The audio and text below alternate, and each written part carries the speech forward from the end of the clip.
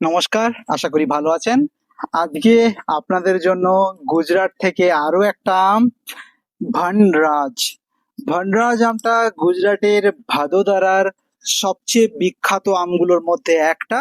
যদিও এখন এ আর গুজরাটের মধ্যে সীমাবদ্ধ নেই, এটা কর্ণাটক এবং মহারাষ্ট্রের বিভিন্ন জায়গায় চাষ করা হয়। চাষ করা হয় মানেই বুঝতে হবে কিছু এমন গুণ রয়েছে যেটা অন্যের থেকে ভালো। হ্যাঁ, আজকে আপনাদেরকে ভানরাজ আমের সমস্ত কিছু বলবো। বলার আগে আগে দুটো কথা আপনাদেরকে, দুটো জিনিস আপনাদেরকে দেখিয়ে নিই। প্রথমে, এটাও একটা ভানরাজ আম, এটাও একটা ভানরাজ আম। সাইজের ডিসক্রিপেন্সিটা বুঝতেই পাচ্ছেন। হ্যাঁ, জানি বনরাজ নিয়ে এইটা খুব প্রচলিত। দাদা, অরুণিকার মতো তো দেখতে, গোল গোল আম। ইনফ্যাক্ট আপনাকে যদি আমি ধরিয়ে দিই, যারা দেখেননি বনরাজ কোনোদিনও, তারা বলবেন অরুণিকা। অরুণিকার থেকে স্লাইট একটু লম্বা, গোল, অরুণিকার থেকে একটু লম্বা, একটু। যারা দুটো দেখেছে তারাই শুধু বুঝতে পারবে, অন্যরা কিন্তু বুঝতে পারবে না। তাই বলে রাখা ভালো, ভানরাজ এবং অরুণিকা সম্পূর্ণ দুটো আলাদা জাত। অনেকে আমাকে জিজ্ঞেস করেন, দাদা পাতাও তো অনেকটা একই রকম, ছুঁচলো ছুঁচলো, আর দেখতেও তো একই, দাদা ওটারই কি নাম পরিবর্তন হয়েছে? একদমই নয়, দুটো আলাদা জাত, সম্পূর্ণ আলাদা জাত। তো আজকে আমি আপনাদেরকে এর ডিটেল রিভিউ দেব। ভানরাজ সম্ভবত আপনারা আগে কোনোদিনও দেখেননি, তো দেখাবো আজকে। ভানরাজ এর সাইজ ডিসক্রিপেন্সি কিন্তু হয় কিছু কিছু ভানরাজ গাছে, আবার সেই গুজরাটের কেশর আমের মতো জাম্বো কেশর, নর্মাল কেশর।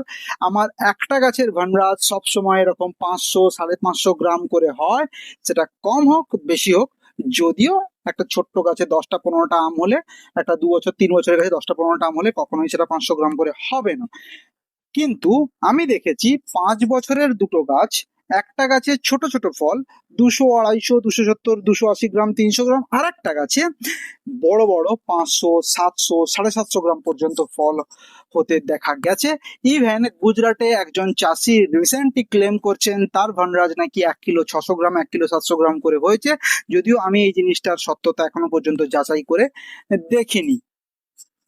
তো আজকে আমি কাটবো, কাটার আগে গাছের কিছু বৈশিষ্ট্য বলে দিই।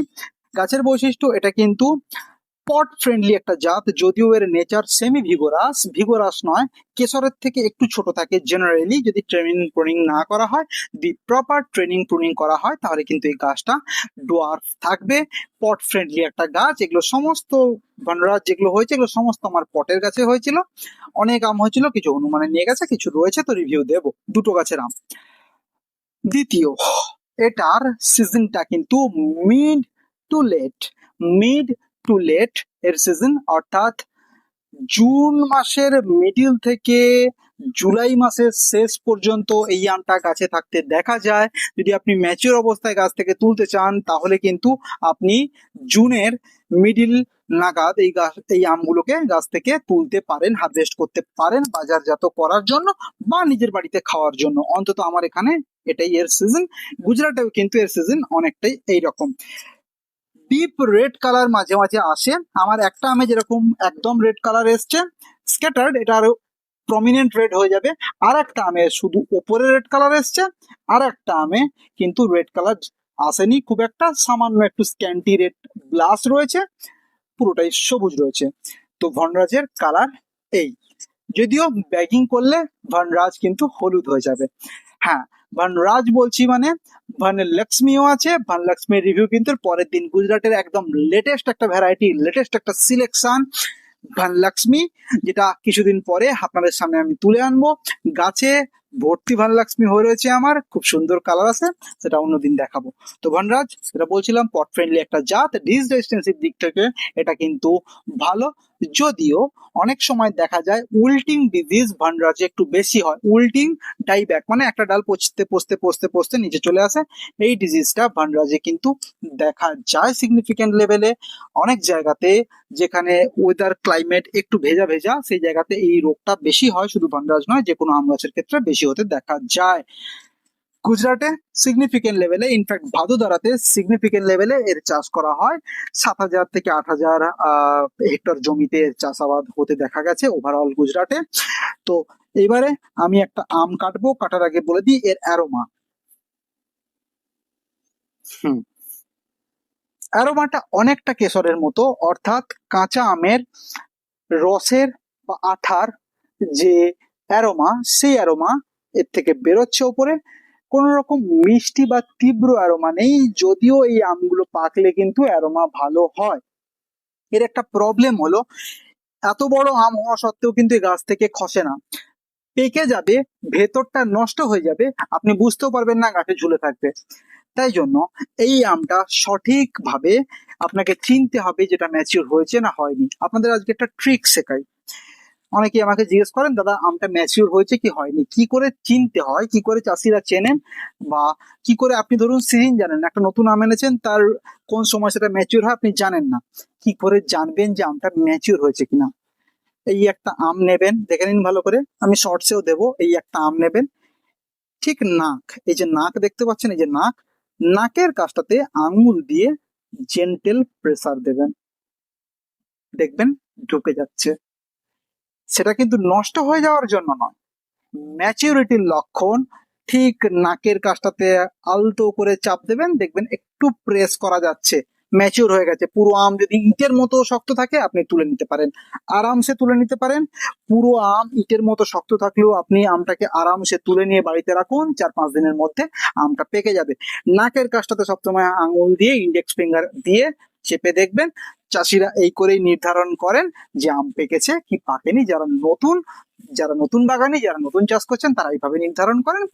পুরোনো যারা চাষ করে আসছেন এত বছর ধরে, তারা তো জানেনই কোন সময়টা পাকবে। তো এইবারে আমি এই আমটা কাটবো, কেটে আপনাদেরকে দেখাবো। পেকে গেছে আমটা।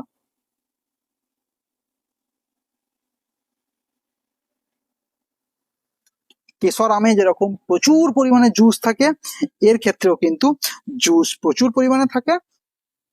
হ্যাঁ, দেখুন, এই জন্যই এই আমটা, দেখুন তলার অংশটা একটু নষ্ট হয়ে গেছে, কিন্তু উপর থেকে বোঝা যায়নি, একদমই বোঝা যায়নি, উপরের অংশটা ঠিক রয়েছে, যদিও কোন রকম বাজে অ্যারোমা এতে এখনো পর্যন্ত নেই। আমি এদিকটাও কাটবো।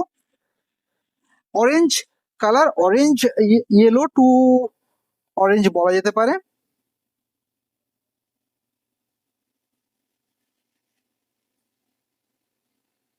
হ্যাঁ, এদিকটা ঠিক আছে। দেখুন বনরাজ, বনরাজের কালার দেখলেন, পাল্পের কালার। খেয়ে দেখবো আমি, টিএসএস চেক করব, আপনাদেরকে বলবো।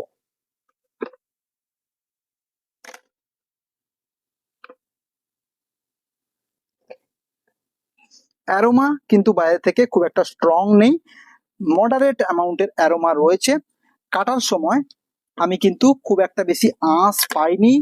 জেনারেলি বড় আমের ক্ষেত্রে প্রবলেম হয়, এই আমটাই যদি ছোট হতো তাহলে কিন্তু এইরকম ডিসক্রিপেন্সি হতো না, ওপরটা একটু বেশি পাকবে, নিচটা একটু কম পাকবে, সেই ডিসক্রিপেন্সিটা হয় না।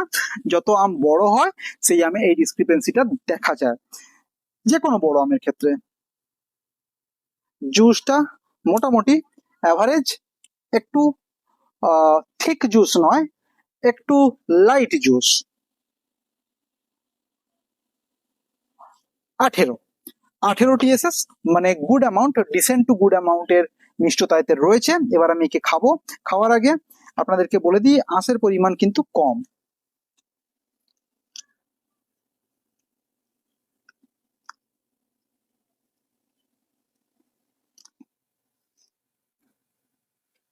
জাস্ট আ সেকেন্ড।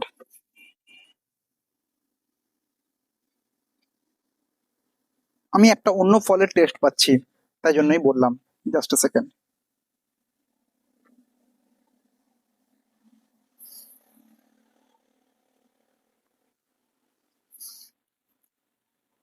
অলরাইট,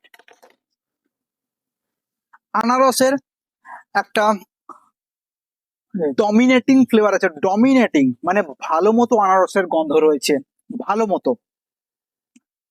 আমি জানতাম বলেই এই আমটা রিভিউ করছি। হুম, আনারসের একটা ডমিনেটিং ফ্লেভার রয়েছে। যারা চোখ বন্ধ করে খাবেন, যারা একটু সেন্সিটিভ, যারা বুঝতে পারেন, তারা খুব অনায়াসেই ধরে নেবেন হ্যাঁ এ তো আনারসের গন্ধ করছে। আমাদের মুর্শিদাবাদে এরকম আনারসি আম রয়েছে, যেরকম ফ্লোরিডাতে পাইনাপেল প্লেজার রয়েছে, ঠিক সেরকম আম অনেকটা আনারসের গন্ধ রয়েছে। ভারী ভরকম নাম দিয়ে দিলে এখন মানুষ এটার উপর হুমড়ি খেয়ে পড়তো। অত্যন্ত ভালো একটা আম, যথেষ্ট ভালো খেতে। সুইটনেসের দিক থেকে আমার মুখে কিন্তু একদমই কম সুইট বা এরকম মনে হচ্ছে না যে ফ্যাকাসে আম, যথেষ্ট মিষ্টতা রয়েছে মুখে, অর্গানোলেপটিক্যালি যথেষ্ট ভালো লাগছে।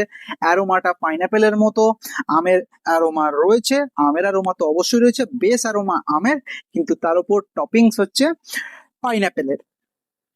টেক্সচারটা ফার্ম টু স্মুথ, শক্ত থেকে নরম, শক্ত থেকে নরম, একদম শক্তও নয় একদম নরমও নয়, শক্ত নরমের মাঝে, শক্ত থেকে নরম, যথেষ্ট জুসি, কেশরের থেকে একটু কম জুসি কিন্তু যথেষ্ট জুসি আম, ফাইবার একদম কম। আফটার টেস্ট মুখে স্লাইটলি আনারসের এবং অনেকটাই আমের একটা অ্যারোমা রয়েছে, গলার কাছটা মিষ্টি হয়ে রয়েছে। সুইট অ্যাসিড ব্যালেন্সের দিক থেকে কিন্তু ভালো মতো একটা ভালো আম। গুজরাটের ম্যাক্সিমাম আমি কিন্তু সুইট অ্যাসিড ব্যালেন্স, হয়তো ওখানে যারা ছিলেন ওখানে যেনারা ওজির ছিলেন, নবাব ছিলেন, ওনাদের পছন্দ অনুযায়ী ওনারা আম সিলেক্ট করেছিলেন। এর অরিজিন সম্বন্ধে তো জানা যায় না, এটাকে একটা আমাদের ইন্ডিজেনাস জাত বলে মনে করা হয়, যেটা আছে আমাদের ইন্ডিয়াতে অনেক বছর ধরে, এর অরিজিন সম্বন্ধে জানা যায় না।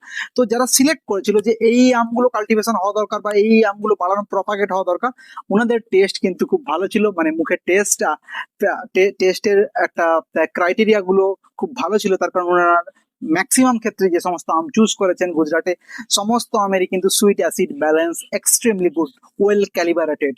তো এটাও কিন্তু সেরকম ওয়েল ক্যালিবারেটেড একটা সুইট অ্যাসিড ব্যালেন্স। তো ওভারঅল স্কোরিং করে দেওয়া যাক। ফলনের দিক থেকে ফলনটা একটু কম, তাই জন্য একে আমি মোটামুটি 6 থেকে 7 একে আমি দিতে পারি।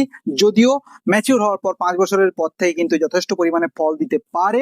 রিচ রেজিস্টেন্সিটা এটার মডারেট, 6 থেকে 7 দিতে পারি।